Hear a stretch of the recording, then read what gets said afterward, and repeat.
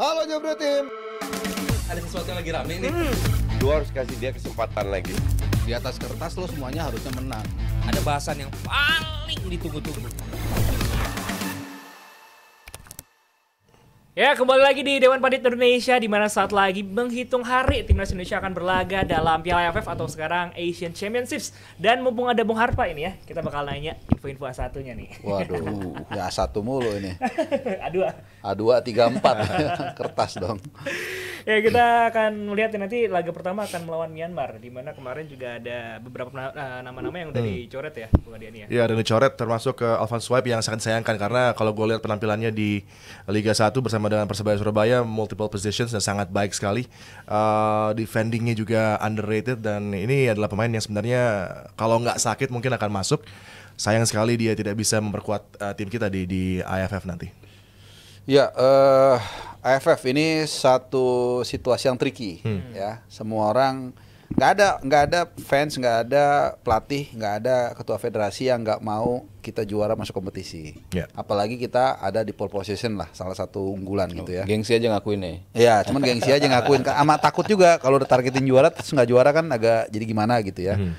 Cuman again kalau gue lihat nggak usah terlalu khawatir. Jadi kita tetap harus komit, harus total berikan yang terbaik. Tapi jangan lupa bahwa ada sesuatu yang lebih penting di atas itu, yaitu kualifikasi Piala Dunia. Yeah. Yaitu nanti tanggal 20 Maret kita akan away menghadapi Australia. Jadi dari AFF ini gue lebih melihat ini sebagai kesempatan untuk para pemain muda atau pemain yang minim pengalaman, udah nyundul-nyundul lah tim nasional senior yang siapa tahu, kita nggak pernah tahu ya, nanti tiba-tiba ada yang cedera atau dibutuhkan sebagai pelapis, dan itu bisa menjadi puzzle yang penting dalam rangka kita untuk menuju ke Piala Dunia.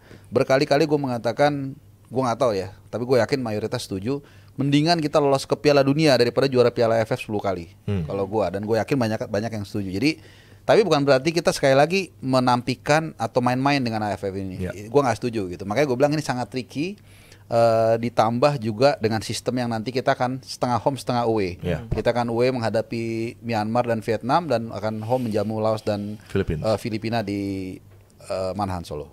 Gitu. Dan itu melihat yang umumnya dulu. Kemungkinan dari beberapa nama yang dipanggil tapi sulit bergabung juga dengan kalender ini yang nggak masuk ke FIFA gitu kan, dan situasinya bagi pemain penting sebenarnya Ivar Jenner dan juga mungkin Hubner yang dua ini yang masih memiliki chance tapi sangat tipis. Dan kita lihat juga ada Arhan yang masuk di squad ini, kemudian juga ada Asnawi yang akan gabung dengan tim juga di Myanmar sepertinya langsung. Adisi-adisi yang sangat penting. Marcelino. Tapi dengan tidak adanya Jenner apakah akan mengganggu juga penampilan kita? Tapi kita punya Marcelino tentunya yang juga sudah tampil kemarin menghadapi Bali United. Iya, pertama kenapa kita harus milih antara mending juara Piala AFF atau lolos? Kenapa nggak dua-duanya sih? Nah itu. Kenapa nggak? Iya kan? Yeah. Kenapa nggak kita juara dan lolos gitu loh? Kita ketika masuk ke sebuah turnamen, ya aim lu juara. Kalau gue sih gitu ya. Yeah. Maksud gue materi seperti apapun yang lo turunkan, tim utama, tim kedua, tim ketiga, tapi by the time you enter sebuah turnamen, ya aim lo adalah juara. Orang mentertawakan sebuah tim yang masuk ke Conference League dan menjadi juara. Lah, lo kan masuknya di Conference League, bukan lo turun dari bawah degradasi lalu lo berjuang lagi. Lo masuk di situ dan lo juara, ya lo kasih kredit dong buat tim seperti itu. Jadi ya ketika masuk ya lo juara. Walaupun Pak Erik bilangnya kasih yang terbaik, multi tafsir ya. Terbaik itu juara apa enggak? Cryptic message. Iya, kalau terbaik kan pasti juara. Yeah. Harusnya kan seperti itu gitu kan. Dan dengan materi seperti ini ya kita bisa bersaing lah. Paling enggak 4 besar, finals, dan one push untuk menjadi juara. Ivar Jenner jelas akan mengganggu kestabilan di lini tengah. Kita tahu gimana presence dia itu selalu membuat kita, dan dalam hal ini entah itu di timnas seniornya Tom Hai, entah itu di tim U23-nya Marcelino, akan ada kenyamanan dan juga keamanan ketika ada Jenner di situ sebagai gelandang yang doing the dirty works. Kita butuh pemain seperti dia gitu. Cuman kayaknya pasti dia nggak bisa main. Hubner pun nggak bisa main. Sementara Marcelino dan Rafael Strijk mungkin masih bisa dimainkan. Tanggal 17 ya dia tanggal baru 17 mungkin. katanya. Berarti kan masih ada satu home game lawan Philippines dan juga semifinal dan juga final kalau kita lolos. Cuman katanya Pak Marji pengen lebih dimajuin nih untuk bisa mungkin adjustment kan. Ya. Begitu lo punya seorang striker yang lo tampil sejak fase grup, artinya kan nggak ada adjustment lagi dong dengan skema lo nanti di semifinal dan juga final. Takutnya ketika dia hanya bermain di semifinal justru mengganggu ritme yang udah lo ciptakan selama fase grup. Kalau untuk Hubner, ya gue ngelihat pemain-pemain seperti Kadek Arel, lalu Ferrari, lalu mungkin Kakang Rudianto atau Sultan Zaki itu bisa mengisi posisi-posisi itu. Ya. Dan gue cukup yakin dengan soliditas yang lini belakangnya akan mereka create bersama gitu. Ya. Tapi lini tengah tanpa Jenner mungkin agak sedikit PR untuk mencari penggantinya yang mungkin apple to apple dengan dia gitu ya. Pasti ada sistem yang harus diubah. Arkan Fikri mungkin jadi salah satu opsi untuk bisa memainkan peran itu. Ya. Ya dia defense juga bisa, tapi begitu transition progressing ke depannya dia juga punya umpan-umpan yang bagus gitu. Lo punya pemain dengan visi bertahan yang oke, tapi punya juga kemampuan ke depan yang baik. Kalau nanti di tengahnya tandemnya Marcelino yang agak sedikit turun ke belakang, kalau untuk level Asia mungkin sulit ya kalau lo punya cuman satu gelandang bertahan dan juga satunya Marcelino. Keseimbangannya mungkin agak terganggu gitu. Tapi ketika bicara ASEAN mungkin masih bisa works tuh. Marcelino berapa kali kan selalu tampil di posisi itu. Lebih turun ke belakang, lebih ngebantu defense, lalu progres ke depan. Mungkin bisa works kalau Marcelino dijadikan salah satu dari 3 pemain yang ada di tengah. Sementara wingers dan juga depannya ya itu kemampuan untuk menyerangnya udah kita tahu lah seperti apa yang akan ada di situ. Iya, melihat bagaimana lini depan banyak menjadi sorotan, nggak cuma di kelompok umur tapi tim senior. Tapi kalau gue ngelihat Hoki Caraka dalam 2 pertandingan terakhir, terutama buat PSS dan kemarin menghadapi Dewa United juga tampil impresif. Ada 2 chance yang dia dapat. Dan gol yang kedua apa pertama itu kan gara-gara dibuka ruang juga tuh. Iya, ada potensi kalau dia ditampilkan sebagai pilihan utama. Kayaknya menuju ke arah sana gitu kan. Dengan performa yang dia bawa dari Liga 1, apakah sudah tepat nanti kalau misalnya Hoki Caraka menjadi pemain yang mengisi di lini serang dari timnas? Nah tadi apa yang bridging dari Bro Adiani itu sebenarnya satu garis dengan apa yang gue bilang tadi. Karena disinilah kesempatan kita untuk mencoba apa yang nggak berani kita coba di tim nasional senior. Terlalu resiko untuk menurunkan Hoki Caraka menghadapi Jepang misalnya atau Arab Saudi. Maka disinilah panggung yang pas ya katakanlah untuk mencoba itu mau nggak mau gitu, kita dalam banyak hal harus prioritas. Nah makanya itu kalau kita sedikit kembali ke pernyataan dari Pak Erick Thohir, sebenarnya nggak abu-abu. Kalau kita kembali lagi ke belakang lagi nih, waktu Piala Asia Senior, targetnya apa saat itu? Lolos ke knockout stage, terpenuhi. Masuk ya. Nah, kemudian di Piala Asia U23 targetnya perempat final. STI bilang semifinal, terjadi. Jadi target yang ditetapkan Pak Erick Thohir pun itu dinamis sesuai dengan apa yang dilihat. Nah, terutama ketika misalnya dia tahu tidak akan diperkuat oleh Ivar Jenner Hafner, itu 90% lah nggak diperkuat itu. Karena timnya memang udah kelar ya, akhir 17-18 RST Divisi kalau nggak salah udah kelar. Dan juga jadi dia tahu nih, oh ini nggak full nih, berat makanya. Nah jadi terutama kalau Rafael Strike memang karena ada kait quote and quote orang dalam ya, jadi bisa Marcelino bahkan dilepas juga. Jadi dengan kekuatan yang seperti ini, informasi yang diterima oleh Pak Erick Thohir, dia akan ngukur, oh ini susah nih untuk juara. Dan itu terbukti di sebelum-sebelumnya ketika dia yakin lolos ke perempat final, ke semifinal U23 itu terjadi. Di Asia dia prediksi akan knockout stage, dia targetan terjadi. Nah saat ini pun demikian. Nah jadi itu yang tadi gue bilang, kita tetap komit, tapi dengan pemain yang seperti ini nggak gampang. Kemarin kalau kita lihat main lawan Bali United, itu gue nggak impress sama sekali. Bukan berarti gue nggak menghargai ya, tapi golnya 1 penalti, 1 lagi kepada aksi individu Victor Detan ya, yang dari kanan segala macam. Kebugaran juga Sintayong berkali-kali mengatakan masih dia kurang puas. Jadi masih banyak PR yang kalau kita lihat nanti kita akan oke lah semifinal gue rasa kita bisa lolos. Tapi kita akan mungkin menghadapi Thailand, menghadapi Malaysia, menghadapi Singapura. Thailand memang gue dengar itu mengandalkan banyak pemain yang relatif muda. Tapi yang senior juga tetap dimasukin gitu. Jadi sekali lagi kalau gue yang tadi gue bilang tadi yang kayak Hoki Caraka cocok, pas nih pasang di sini. Atau pakai formasi yang mungkin selama ini nggak pernah dia pakai, coba di sini. Tapi juga harus hati-hati, jangan sampai semangat marwah kompetisi ini sebagai sebuah persaingan yang sehat itu sampai hilang gitu. Jadi Hoki Caraka betul. Dalam beberapa pertandingan terakhir dia terlihat lebih pede, Ya, betul. lebih berani. Kemarin tuh lawan Dewa United ada satu gol gue ngeliat banget. Oh nih golnya dia buka ruang, ngisi ruang, nggak dibagi dia nggak apa-apa. Gue lupa siapa yang golin.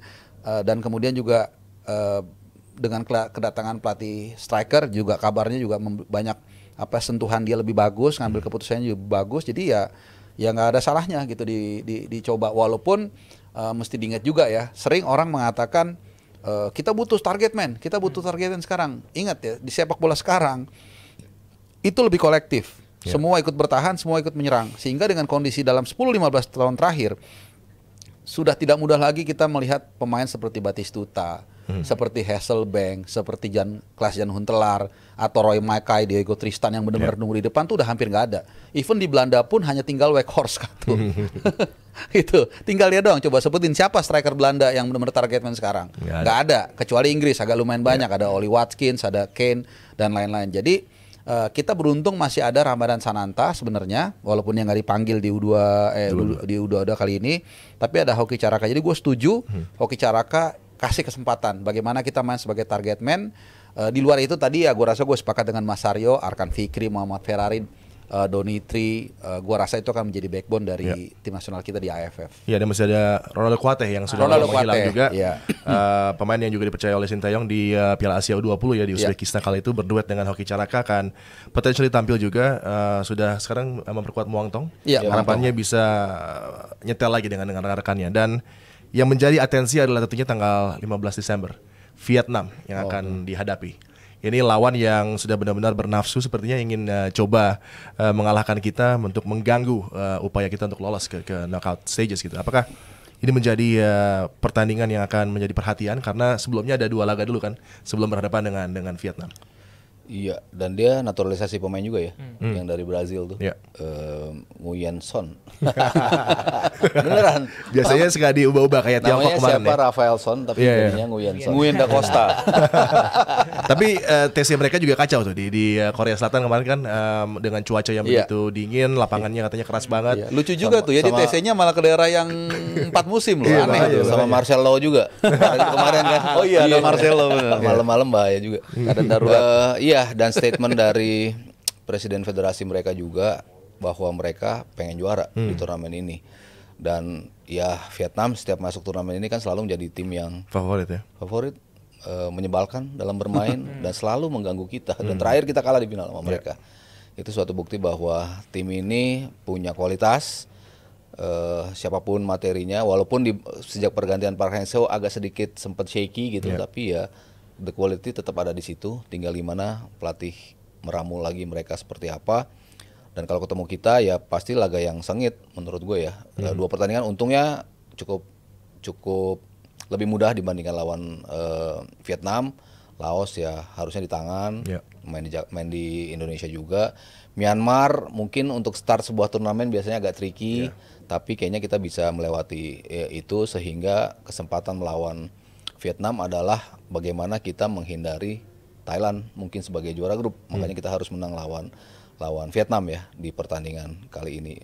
Nggak mudah, jelas nggak mudah gitu. Cuman ya bagaimana secepat apa materi U22 ini bisa diramu oleh Sintayong. Di pertandingan lawan Bali United emang dia ngaku masih bukan start yang bagus.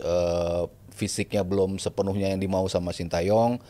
Pemain-pemain yang gabung pun dia bilang masih ada beberapa yang akan gabung, sehingga dia akan melihat nanti di pertandingan setelah ini baru dia bisa melihat tim ini ternyata emang yang gue siapin adalah yang seperti ini gitu. Oke, jadi target final akan tercapai kah? Kalau final harusnya bisa, Final sih bisa, tapi nggak gampang itu, nggak gampang. Dan gue sedikit agak mungkin bukan berharap ya, tapi kalaupun nanti kita lolos terus kemudian kita mengenyam 1 kekalahan dari Vietnam, gue justru senang.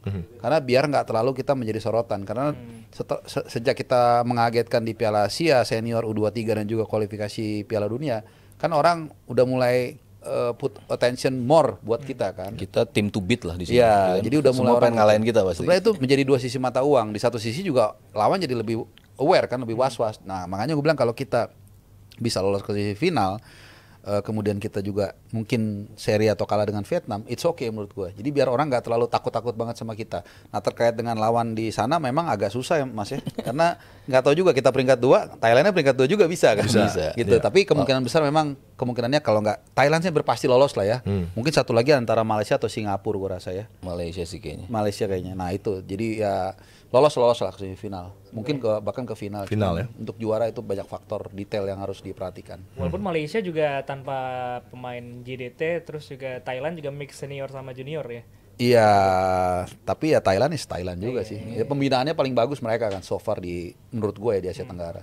Oke, well kita doakan, kita support tim nasional Indonesia, semoga bisa memberikan penampilan yang maksimal ya. Yes, Bang Diani, pasti. Ya. Yoi, dan tentunya terima kasih Mas Haryo, Bung Harpa, Sama-sama, Bang Diani, Dazu. Pasti. di Dewan Pandit Indonesia episode kali ini. Terima kasih juga untuk Aoi dan juga PT Mitsindo Visual Pratama. Jangan lupa Jebret Tim, gue mau ingetin untuk besok di hari Kamis jam 7 malam ada Komunitas Pandit Indonesia atau KPI di Pasti Bisa Coffee Pancoran. Hari Kamis jam 8 malam bakal ada DP English version, dan juga tanggal 15 Desember nanti ada The Juara 2 yang bisa kalian saksikan live streamingnya dari Pedal Pro Kemang. Ini dia pertandingan-pertandingan tadi udah bisa kalian saksikan. Kita akan kembali lagi di Dewan Pandit Indonesia episode berikutnya. Sampai jumpa hari Jumat, kita ketemu lagi ya.